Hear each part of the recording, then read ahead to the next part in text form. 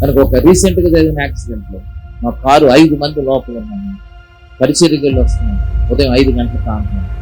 ఆ కారు ఒక గోతులో పడి, గోతు నుంచి ఆ పక్కన చెట్టు ఆ చెట్టు నాలుకొని ఇలా పైకి లేచి గాలిలోకి లేచి ఎల్లకెళ్ళ పడింది. లోపల 5గురు ఉన్నాము. ఆ పడగానే ఉదయం 5 గంటలకు నాకు మెలుపు వచ్చింది. మెలుపు రాగానే నేను రివర్స్లో ఉన్నా, తల్లకిందులుగా ఉన్నా. నాకు మెలుపు రాగానే భయమే లేదు, కానీ నాకు అర్థమైంది మళ్ళీ యాక్సిడెంట్ అయింది. అలవాటు అయిపోయింది. మెల్లగా ఆ తలుపు చాలా పెద్ద స్టోరీ.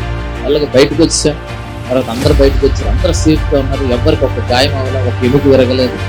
ఆ తర్వాత లోపల ఉన్న వస్తువులు బయటకు తీసిన ఇన్స్ట్రుమెంట్స్ అన్ని బాగానే ఉన్నాయి. తర్వాత కంప్యూటర్లు, హార్డ్ డిస్క్లు, మొబైల్ స్క్రీన్ గార్డ్ కూడా పగలలేదు. నా కళ్ళద్దాలు కూడా సేఫ్గా ఉన్నాయండి. నమ్మరు, నమ్మలేరు మీరు, మేమే నమ్మలేము. ఇప్పటికి మాకు అర్థం కాదు. ఉదయకాలం 2 రైతులు బండి మీద వెళ్తా ఆ స్థలానికి వచ్చారు. వాళ్ళు వచ్చి అప్పుడే కొంచెం తెల్లారుతుంది, అప్పుడు లేచి బయటకు వచ్చి కొద్దిగా మేము సెటిల్ అవుతున్నాం. వాళ్ళు కారు చుట్టూ తిరుగుతున్నాం. ఏంటి అని అడిగి, ఎంతమంది చచ్చిపోయారు, ఎవరు చనిపోలేదు, కొన్ని ఎంతమంది హాస్పిటల్కి వెళ్ళారు, ఎవరు కాదు, లోపల ఉన్న లేరు, మేము అడినోళ్ళే నాకు తెలిసి ఆ వాక్యం. అందులో ఒక అతను అంటున్నాడు, మీ దేవుడు ఎవరో కానీ మీ నెత్తి మీద ఎక్కి కూర్చున్నాడు. ఇదే మాట అన్నాడు, మీ దేవుడు ఎవరో కానీ మీ నెత్తి మీద ఎక్కి కూర్చున్నాడు. ఈ ప్లేస్ లో ఆయన యాక్సిడెంట్లు ఎవ్వడు బతికి పట్టకట్లే, ఎప్పటికి మీరే మాట పట్టుకోండి. హల్లెలూయా.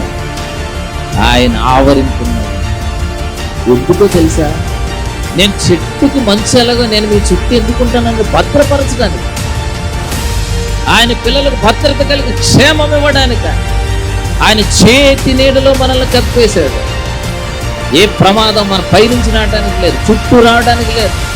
వలయంలో ఉన్న భద్రతా వలయం.